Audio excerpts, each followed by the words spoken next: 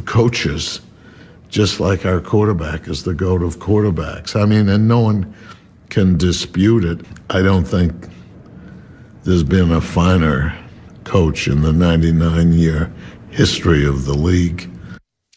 Shannon, do you agree with Robert Kraft? I agree with Coach Mr. Kraft on some of it. Now, I like Mr. Kraft. He's really nice to me, Skip. Okay. He liked me. I like Mr. Kraft. What He's a always sellout. Yeah. Just rolling your eyes over here. Skip. Look, I agree with Coach Belickick. The consistency. 8 straight AFC title games, 13 title games in 18 years. And Skip, free agency. He's made it almost impossible to do what they're doing. Then the Steelers stayed together. I mean, Skip, you get lucky and you draft Bradshaw and you get Mel Blount and Joe Green and you draft really well. There was no free agency, Skip. Yep. So if I offer you $20,000, guess what? Either you accept it or you go sell cars or insurance or sit on your couch. It's not like that anymore. Free agency has made it virtually impossible for you to keep some of your there's no way, Skip. They had 9 Hall of Famers on that one roster.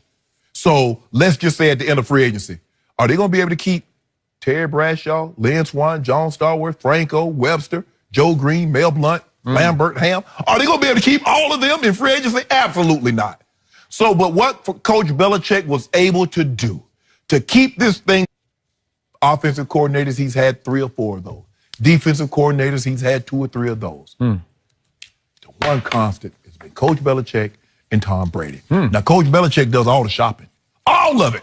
All the groceries. Everything you see on the menu is purchased by Bill Belickick. You like the groceries now? Well, no, wait a minute. I'm talking right now. I didn't ask you anything. I'm just asking a question. He buys the groceries, Jenny, and everything that you see that comes to the table, who prepared it? Spoiled rotten. No, it's not. No, it's not. No, it's not. There's no way a restaurant can get that kind of bad service and stay open.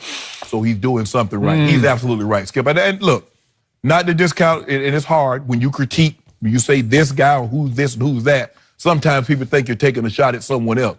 We know what Coach Walsh was able to do. But George Seifert did win 2 more championships after Bill Walsh left. That's true. Now, you go to Coach Lombardi. Coach Lombardi was the offensive coordinator for the Giants when they won the title, I think, Skip, if I'm not mistaken, in '56. A lot of people don't know that he was an offensive coordinator at first. You know who the defensive coordinator was on that Giants team? You know. It's way before my time. It was not Tom I'm Landry. not as old as you are. It was Tom Landry. Yeah, that's right. And you know that. That's right. But what the success that he had with those 60 Packers, he only coached 9 seasons. I think he only coached 9 seasons in Green Bay, and they won 2 Super Bowls, and I think they won 3 NFL titles. So that's 5 titles in 9 years. That's exceptional. But again, there was no free agency going on. So for Coach Belickick, I would have to say he's the GOAT. For me, Skip, now when it comes down to quarterback, you know what? Remember, you heard it here first. I'm going to have to get the man is in his 8th AFC title game. Joe, I'm sorry. You're giving it up? Tom has put you over. You in the catbird seat. Really? You ain't in the driver's seat anymore. Really? Are you trying to jinx Tom Brady? No, I ain't trying to jinx what's him. going on? I ain't trying to jinx him. Really? I mean, it's unbelievable what he's been able to do. Wow. But for me, Skip, it's hard for me to put anybody in front of Lawrence Taylor and Jerry Rice. Because and for me... Yeah, because he's saying not just quarterback, as Mr. Kraft. Right, he's saying player. And Skip, you covered both guys, and you covered LT in his prime. Did I? LT made 2 positions famous. He made the linebacker famous because once he did what he did, LT was not only Defensive Rookie of the Year, he was also Defensive Player of the Year in his rookie season. And he's the only defensive player other than Alan Page to win the MVP, Skip. So he made everybody say, you know what? I need me an LT. So let me go get a Cornelius Bennett. Let me go get a Derek Thomas. Let me go get a Von Miller or Khalil Mack. But he also made the left tackle famous. So the Washington Redskins, they go get Joe Jacoby and Jim Lachey. The Minnesota Vikings go get Gary Zimmerman. The Rams go get Irv Eatman. If you did not have a left tackle, you could not beat the New York Football Giants. So for me, I go back and forth between Jerry and LT.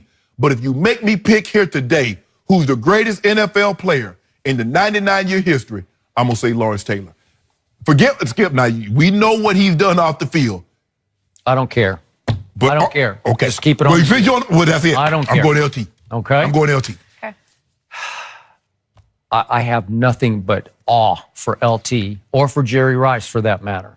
But Tom Brady obviously plays a position that is far more valuable than rush linebacker or wide receiver. It just is. It's hard to fill it. It's hard to find it. And this one's played it for 19 years at the highest level. And that's why Robert Kraft, you can say he's not objective, but he just broke it down, because the one thing that I have tried to fight with you on is there's so much more to Tom Brady than just throwing the football. Oh, I believe it. I believe he's a great leader. He is a great leader, and Mr. Kraft broke it down, because he starts off with, for someone double his age of some of the players to be able to lead like that, connect like that, have the work ethic like that, and at the same time be so pleasant. And the great Troy Aikman said on Fox earlier this year that in all of his years of doing the Saturday evening sessions with the quarterbacks, that every time he's dealt with Tom Brady, he's just always in a good mood. And it's hard when you're playing that position as the face of the franchise, if not the face of the league, to always be upbeat in a good mood. Because sometimes, Skip, you just want to go to your hotel, you want to go to your room, or you want to go hang out with family. Sometimes you have family in town, you just want to go with them. But he's always. He's just the same. And as Mr. Kraft said, he's the same guy he was when I first met him, when he was walking off the practice field and Brady was coming in. I don't know why he's carrying a pizza box under his arm, but he said, Mr. Kraft, I'm Tom Brady, and I'm going to be the best decision you ever made as a 6th-round pick. Well, he just, well, that's about as arrogant or outrageous as you ever hear Tom Brady, and he said it to his owner. Mr. Kraft might have said, I don't know, Tom. I mean, you've been great, Tommy, but I think purchasing this team might have been. All right, so then Mr. Kraft continues to rave, and I know most people out there watching right now probably are about to vomit over these quotes, but Mr. Kraft says, Tom is such a genuine person. He's kind. He's polite to everyone. He's a very caring person. Trust me, that translates in the locker room. That's why our man James Harrison said he went in skeptical last year, and after a few days of watching him behind closed doors, he finally said, this guy's legit. He's 100% real. Oh, I believe, Skip, that he's very easy to get along with. I think because you listen to the music that they play, you know, I follow Mike Reese, and he have the playlist that they be playing at practice. So, and Tom, like, okay, he gets into it too. So he's able to connect, because Tom doesn't have a whole lot in common with a lot of these guys, because like Mr. Kraft says, he's 41, some of these guys are 24, 25. Tom Brady was in the league when these guys weren't even thinking about the NFL. That is correct. So for him to, but the thing is that I think I like about Tom, and the thing that John Elway, my quarterback, was, no matter what, we could be shooting dice, we could be playing cards, and he would come in, what y'all doing? Okay, deal me in. Or let me get in. But you know what? John had this edge to him. He had jock mentality to him, because he was at heart, he's an athlete, man. Yes, absolutely. And he was a much better overall athlete than Tom is, so he considered himself one of the guys. Yes. Tom knows he's not as athletic as just about anybody in the whole locker room, right? Right. He just knows how to throw a football and play quarterback at the highest level, and he's going to be clutch. And that's my deciding factor here over LT or Jerry Rice. Do people lose sight? I think they just get sick and tired of Tom Brady, but I keep saying he's the clutchest performer we've ever seen in any sport. And you know how big a Michael Jordan fan I am? Tom's just had so many more chances to be clutch, and nearly every time he comes up, all-time clutch. What did he do? He led the game-winning drive against the St. Louis Rams in his first Super Bowl. Second Super Bowl, game-winning drive. I know these are field goal drives, but he led it. He marched him down the field to beat the Carolina Panthers. And then he led the game-winning drive with 2 minutes to go against Eli, and you know the rest of the story. But he did what he was supposed to do to put them ahead 14-10. And then we come to Seattle. That's the Legion of Boom. It's 124 yards passing in the fourth quarter and 2 touchdowns, and saved Belichick that day, because Belichick couldn't stop Russell Wilson, right? Until you say the Pete Carroll stopped the Seahawks. Yes. But still, Brady was sensational that game. Then he digs Belichick out of a 28-3 hole against Atlanta in the Super Bowl by throwing for 246 in the fourth quarter and overtime. That's off the charts. Then at least he applied deodorant to the stinker that Belichick gave us in the Super Bowl last year, 41 points to Nick Foles, because Brady did for 505. Yep. That's the most yards ever thrown for in any playoff game in the history of the league, and it was by Tom Brady in a Super Bowl loss. But he hung 33 back on Philly. But Skip, the thing is that players, and they watch a lot of players, but they really watch the quarterback because they want to see if he's authentic. Yeah. They want to see if he's in it with them, or is he standalone? Yeah, I'm the quarterback. More people talk about me, so they watch that. And I'm sure the players in that locker room, they watch Tom, and they see that he's genuine. He's not standoffish. He doesn't think, well, I'm Tom Brady. You're a first-year player, or you're a scout team player. He treats everybody the same, and that's how John was. John was a guy, and like I said, Skip, I didn't play for 15 different teams or 10 different teams, so I can't tell you how these other quarterbacks were. But I'm telling you how John was and how it resonated throughout the locker room. And guys, the same way with Tom. The guys that run through a wall for Tom Brady because they know he would do the exact same thing for them. All right, probably wouldn't be able to back get through to Coach. That's fragile. Back to Coach Belichick. What is Robert Kraft going to say when he gets asked? Okay, what are you going to say about Brady? Oh, now he want to tell the truth. That's so obvious to me. This is so obvious. Has Bill Belichick over the last 4 years lived up to the praise that you heap on him as the GOAT? Hold on. Tom Brady won 2 Super Bowls in the last 4 years. Coach Belichick won 2 Super Bowls. So you can't have one without the other? How good was the defense in those Super Bowls? Good. Yeah, it was like 28-3, and then let them score another point. All right. So I love Bill Walsh. I knew him very well. I was very close to him. But to me, what he did, he handpicked Joe Montana. And again, Bill Belichick did not handpick Tom Brady to be the next quarterback. He did not. Yeah, he did. Dick Rabine was the guy who was raving. Well, let me ask you a question. If Coach Walsh thought Joe Montana was so great, why not take him in the first round? Why wait till the third? Because he didn't think anybody knew who Joe Montana was. He didn't think anybody was even remotely interested. And Coach in Joe Belichick Montana. said, I'm going to stock my cupboards because I don't think y'all know who Brady is. Yeah. So he getting all this other stuff before he took. Yes, that's how he did it. So I talked to him. Bill Walsh invented an offense for Joe Montana. He did. And then he handpicked every player on both sides of the ball, including loading a defense that was, to me, the best defense for about 7-8 years in a row in pro football, and it was a defense that he gifted to George Seifert, who then kept. Oh, he handed him over a loaded roster. Okay, so that's the greatest ever to me because he started from scratch. They go 2-14 and 6-10 the first 2 years, and then they just took the NFL over for a long time. So if you don't mind me asking, who's picking the players in New England? Belichick is. So he picked Brady, right?